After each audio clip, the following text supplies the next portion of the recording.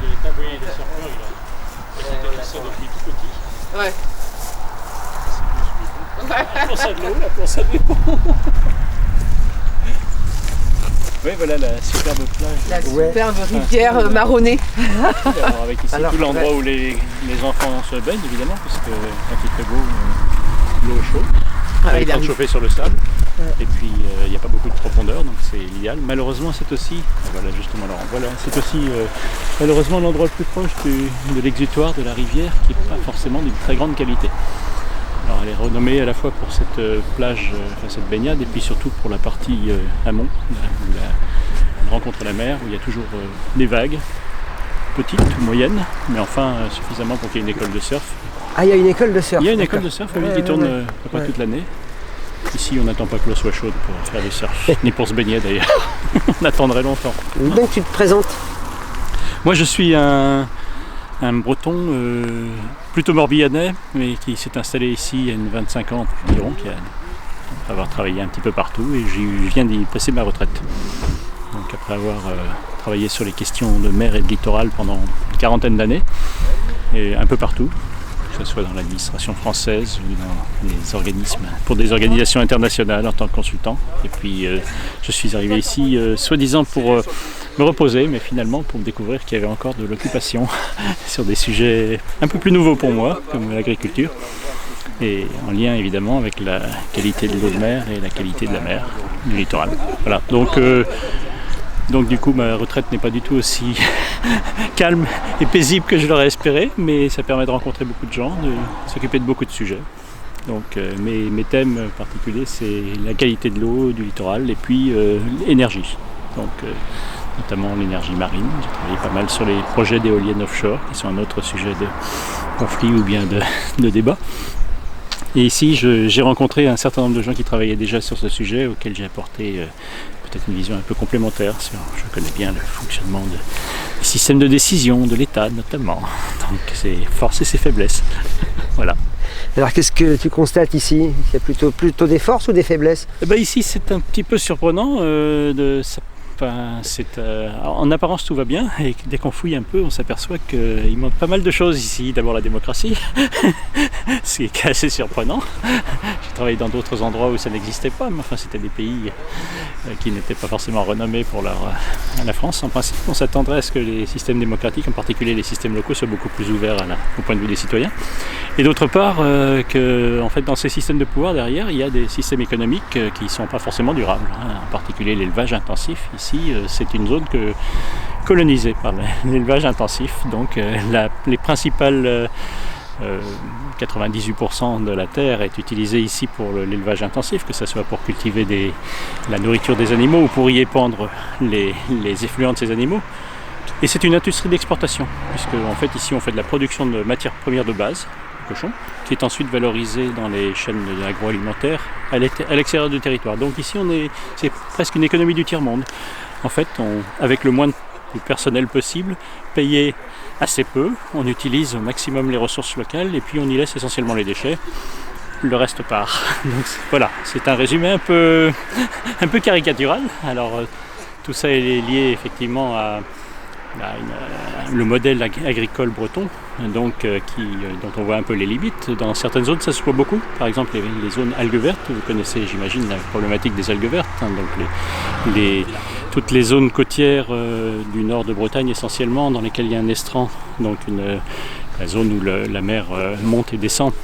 Un estran assez étendu, et lorsqu'en amont sur les bassins versants il y a beaucoup d'élevage, tous les rejets d'élevage, les effluents, donc le lisier de cochons et les fumiers de bovins, tout ça a été pendu sur les champs avec un objectif d'abord s'en débarrasser. Deuxième, un objectif qui n'est pas négligeable évidemment, c'est d'engraisser les cultures puisque tout ça contient des nutriments. Mais malheureusement, à chaque pluie, tout ça est lessivé vers la mer, les surplus, parce qu'il y en a beaucoup trop, sont balayés vers la mer. La plupart du temps ça se dissout sans que ça se voit. La mer s'en aperçoit, la biodiversité côtière est très très atteinte par ça, mais la partie visible, et c'est la seule partie malheureusement à laquelle les gens s'intéressent généralement, c'est les algues vertes.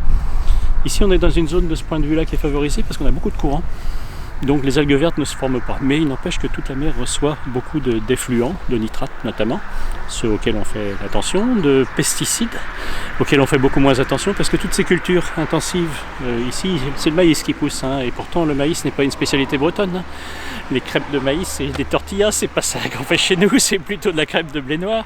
En fait, tout ça a été remplacé par du maïs pour l'essentiel, et des céréales qui sont destinées à nourrir les animaux et qui sont cultivées de manière industrielle, puisque pour que ça soit rentable, il faut le moins de personnel possible, donc le moins d'opérations. Donc, globalement, beaucoup d'herbicides, des gros tracteurs, et puis tous les pesticides et les herbicides en surplus se retrouvent d'abord dans l'eau potable.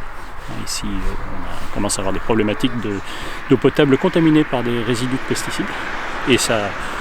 On a changé un peu les normes récemment pour que ça se voit moins, mais ça commence à se voir. Et puis d'autre part, dans les eaux des cours d'eau et puis dans l'eau côtière, on trouve évidemment de plus en plus de pesticides, hein, jusqu'à une quinzaine ou une vingtaine ici, qui sont au-dessus des doses admissibles. Donc vraiment, on a ce problème. Et puis dernier problème, et c'est celui qu'on observe ici sur les plages, c'est celui des bactéries. Donc les animaux comme les humains rejettent des bactéries. Alors les nôtres sont traités, pas toujours très bien, mais la plupart du temps dans des stations d'épuration, ou bien dans ce qu'on appelait fosses septiques, des assainissements non collectifs. Mais les cochons, en revanche, pour l'essentiel, sont épandus. Leurs effluents sont épandus sans qu'il y ait de traitement des bactéries. Et toutes ces bactéries, lorsqu'il pleut, se retrouvent dans les zones où les petits ruisseaux les amènent, c'est-à-dire le plus souvent ici, des plages comme celles que vous voyez, donc des plages qui sont à l'exutoire d'un petit cours d'eau.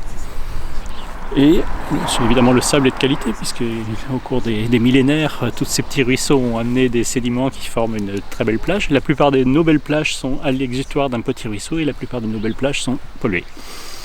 Donc, et fermé une partie de l'année à la baignade. Fermé, voilà. Donc notre enquête, et justement des gens comme Laurent, notre enquête a consisté d'abord à s'étonner que la qualité en apparence de ces plages s'améliore, alors qu'elles étaient fermées de plus en plus souvent. C'est quand même assez paradoxal. Imaginer un restaurant qui soit fermé 3 ou 4 fois par été pour des raisons sanitaires, et donc qui a 1 étoile, puis 2 étoiles, puis 3 étoiles, ça nous a interrogés. Donc on a été commencé à regarder de très près. D'abord, quel était le thermomètre qui était utilisé pour ça? Le thermomètre, ce sont une surveillance par l'Agence régionale de santé. Ce thermomètre, on a enquêté, gratté un petit peu, soulevé les tapis et découvert que finalement, il était l'ARS, en tout cas c'est l'interprétation que nous en donnons, que l'ARS triche concrètement, et que cette amélioration du classement ne traduit pas une amélioration de la qualité, elle traduit surtout le fait que les pollutions sont cachées sous le tapis. Et deuxièmement, on est remonté à l'origine de ces pollutions en se posant des questions. Comment se fait-il que des plages de ça soient systématiquement polluées chaque fois qu'il pleut? Et donc la réponse est évidente, les cours d'eau sont pollués. On a donc réussi à découvrir que les ruisseaux étaient pollués. Il faut mettre la main sur les mesures, les gens ne sont pas fervents pour les donner. On verra éventuellement pourquoi plus tard. Donc finalement on s'est aperçu que chaque fois qu'il pleuvait, tous nos ruisseaux étaient pollués, mais vraiment très pollués, hein, au stade que non seulement il vaut mieux pas s'y baigner, mais il vaut mieux pas que les chiens y boivent, hein, par exemple. Et que tout ça se retrouvait dans les plages et dans les baignades, et que fatalement la quantité de bactéries dépassait les normes autorisées. Du coup la baignade aurait dû être interdite, et la qualité de la plage globalement est mauvaise. Donc voilà, notre enquête consistait à partir éventuellement des problèmes médicaux d'ailleurs, puisque les surfeurs ont des otites. Toutes les maladies en HIT sont des maladies liées aux bactéries, les otites, gastro-entérites, etc. Tout ça c'est lié la plupart du temps à des bactéries dont on dit souvent qu'elles sont d'origine humaine. On dit beaucoup en Bretagne que nous avons des problèmes de stations d'épuration et qu'il faut dépenser des millions et des millions pour remettre tout ça aux normes. Mais personne ne regarde les équivalents. Ici, par exemple, sur la commune de Landunvez, nous avons calculé à partir des déclarations des exploitants agricoles. Donc, on ne peut pas supposer qu'elles sont surévaluées. On a calculé qu'il y avait l'équivalent de 800 000 habitants humains. En termes de bactéries, les flux de bactéries qui sont rejetés par les animaux, qui sont épandus sur ce terrain, ça correspond à 800 000 humains. Il y a 1700 habitants sur la commune qui, pour l'essentiel, traitent leurs eaux usées, et l'équivalent de 800 000 cochons qui ne les traitent pas. À votre avis, d'où viennent les bactéries? À notre avis, ça pourrait venir des bassins versants et de l'élevage. De la vie de municipalité, c'est plutôt les oiseaux marins. Donc voilà, nous avons donc vraiment, il y a un premier problème ici, c'est le refus de regarder la réalité en face. Nous avons beaucoup d'animaux, beaucoup trop d'animaux à certains points de vue. Ces animaux rejettent énormément de polluants. Directement, c'est les bactéries, c'est le nitrate. Indirectement, parce que leur nourriture nécessite d'utiliser des pesticides, des herbicides. Tout ça est rejeté dans le milieu. L'inconvénient, de notre point de vue, c'est que ça ne se voit pas. Donc tout le monde regarde ailleurs, fait comme si rien n'était, et puis se dit, quand même, l'industrie la principale dans cette zone, c'est l'agroalimentaire, c'est le modèle agricole breton, c'est ce qui nous fait vivre. Et puis surtout, c'est le message qui est véhiculé par tous les élus ici, parce que nous avons quand même un système un petit peu pervers, c'est là que je disais que la démocratie est un peu déficiente. Pratiquement tous les postes de responsabilité sont occupés par des gens qui ont un rapport de près ou de loin avec l'élevage. Ils sont très minoritaires, hein. Il y a peut-être 2% d'agriculteurs dans la zone, ils ne sont pas tous éleveurs. Mais il n'empêche que dans les postes de décision, par exemple la communauté de communes du Pays d'Iroise, ici, les communes de tout l'ouest de la Bretagne, eh bien l'exécutif est constitué pour moitié de gens qui ont un rapport direct avec l'élevage, soit qu'ils soient éleveurs eux-mêmes, soit qu'ils soient employés par une coopérative d'élevage, soit que, comme le maire de Landunvez, qu'il soit employé par une société qui vend de la nourriture, ces animaux. Ou bien soit parce qu'ils en sont le soutien depuis très longtemps. Par exemple, la maire de Ploudalmézeau est un soutien notoire depuis 40 ans, depuis de l'élevage intensif. Tous ces gens sont au conseil exécutif et finalement toutes les décisions vont dans le sens peut-être pas forcément de l'intérêt des citoyens, mais de l'intérêt du secteur agroalimentaire. Voilà posé sur la table notre diagnostic. Alors on est prêt à en discuter, mais malheureusement il n'y a personne pour en discuter en face, parce que le débat démocratique, comme je l'expliquais, est un peu bloqué. Voilà, un peu long, j'espère que vous pouvez... Ah bah si, non, c'est édifiant, ouais, bien sûr, merci. Et le drame, c'est que malgré ce constat, les porcheries continuent à être agrandies, quoi. Alors voilà, plus de cheptel, quoi. Encore une fois, que les éleveurs veuillent élever, c'est leur... On peut discuter leur point de vue, mais c'est leur point de vue et ils peuvent se défendre. En revanche, d'abord que ça soit porté par les élus locaux qui sont quand même élus d'abord pour défendre l'intérêt des citoyens qui les élisent et pas forcément l'intérêt seulement des industriels, ça nous pose problème. Et l'autre problème, c'est celui de l'État. Ici, en particulier, dans tout le Finistère quasiment, les élevages s'étendent de plus en plus, ce qui pose un problème sociologique en plus d'être un problème social. C'est qu'on a de moins en moins d'emplois, des exploitations de plus en plus grosses. Donc clairement, tout l'élevage, l'agriculture qui faisait l'essence du territoire est de plus en plus une industrie de production du tiers-monde, comme je le disais, entièrement sous-traitée, dans lequel les habitants, qui n'a plus de caractère local. En gros, c'est une industrie qui est hors sol. Comme l'élevage est hors sol, bientôt cette industrie devient hors sol. Qu'on cultive là ou ailleurs, ce sont les mêmes groupes qui s'installent, qui achètent ou qui prennent possession de toutes les terres dont ils ont besoin pour cultiver la nourriture et pour répandre, et puis ensuite ils construisent un hangar qui peut faire 1000, 10 000, bientôt 20 000 animaux, mais en apesanteur totale et sans lien avec l'économie réelle du territoire. Parce qu'ici, l'économie réelle du territoire, c'est essentiellement le tourisme d'une part, et du résidentiel, parce que beaucoup de gens sont retraités, et puis enfin des gens qui travaillent à Brest ou bien dans les zones urbaines voisines. L'agriculture, en fait, elle est devenue marginale, alors que c'est quand même elle qui décide de l'avenir de ce territoire. Et l'autre problème, je disais, c'est celui de l'État qui continue effectivement à accorder absolument toutes les autorisations qui sont demandées, pire même, à régulariser les irrégularités. C'est là qu'on arrive. En fait, la technique qui a été employée par la plupart des éleveurs maintenant, c'est plutôt que de demander une autorisation, ce qui est compliqué, on étend son exploitation. Donc on construit un hangar supplémentaire, on met 1000 cochons ou 2000 cochons supplémentaires et puis on attend que ça se passe. Quand il y a une inspection, ce qui est assez rare d'ailleurs, puisqu'il n'y en a même pas 10% des exploitations sont inspectées tous les ans, lorsqu'il y a une inspection qui met en évidence un dépassement, eh bien qu'est-ce qui se passe? Le préfet, la préfecture met en demeure l'exploitant de détruire? Non, pas du tout. De demander une autorisation, une régularisation, de demander une autorisation a posteriori, donc de déposer un dossier de régularisation qui est systématiquement accepté. Donc pourquoi se fatiguer? Donc l'essentiel des augmentations, des extensions qui ont eu lieu ces dernières années, alors quand je dis extension, c'est pas forcément produire plus de cochons, c'est regrouper les exploitations dans des exploitations de plus en plus grosses, qui souvent produisent effectivement plus de porcs, ou de bovins d'ailleurs, mais qui emploient de moins en moins de monde. Donc on a vraiment un décalage de plus en plus grand entre la production et puis la capacité du territoire à absorber tout ça d'une part, et enfin entre le nombre d'emplois que ça fait et la contribution à la vie locale. Donc problème, l'État, encore une fois, et dans le dossier de Landunvez ici, ce qu'on met en cause, Bon, c'est évidemment, je pense, la volonté de l'industriel, c'est un industriel, j'ai bien dit, hein, de s'étendre de plus en plus, mais c'est surtout la décision de l'État de régulariser contre vents et marées, c'est nous les vents et marées, cette autorisation. Il y a d'abord eu vous connaissez l'historique je pense, donc l'autorisation a été accordée, ensuite les associations l'ont fait tomber dans un contentieux au tribunal administratif. Aussitôt le préfet a autorisé provisoirement, ce qui avait été refusé par le tribunal administratif, tout en mettant en demeure, encore une fois, l'exploitant, de déposer un dossier de régularisation qu'il a déposé et puis que finalement il a accepté.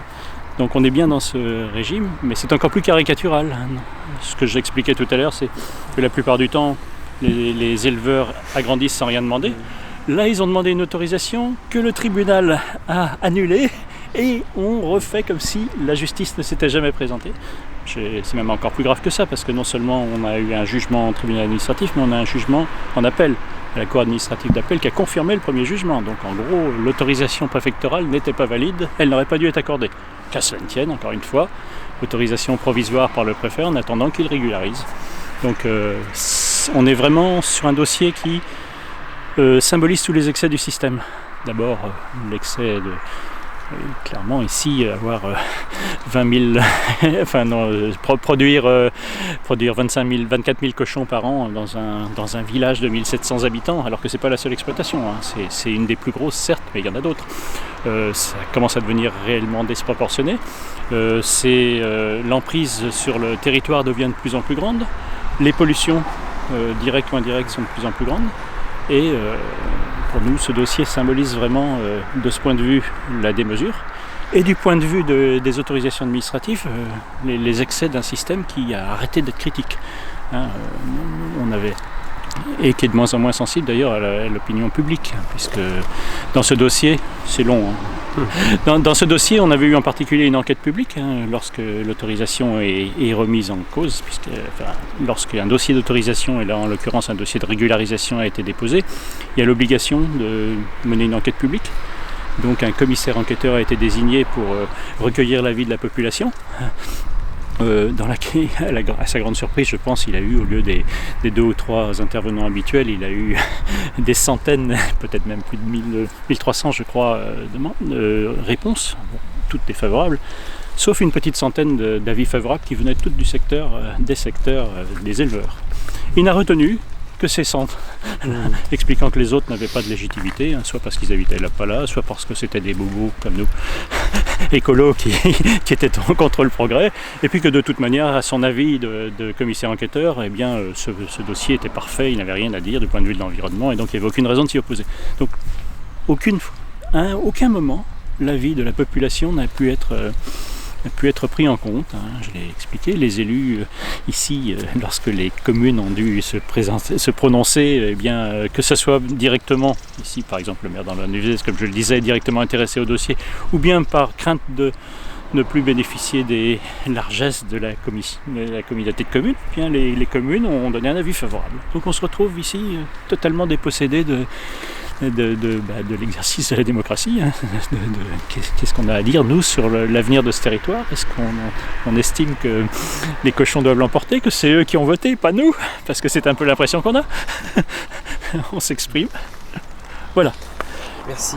Très long, mal structuré, non, mais vous couperez là-dedans, vous les morceaux qui vous intéressent. C'est précieux. Merci beaucoup.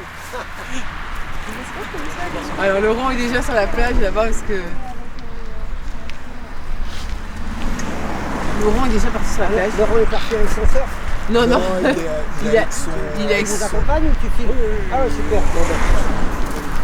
Il a... Ouais, en bord de l'eau. Ouais, parce que son papa... il a mis du temps à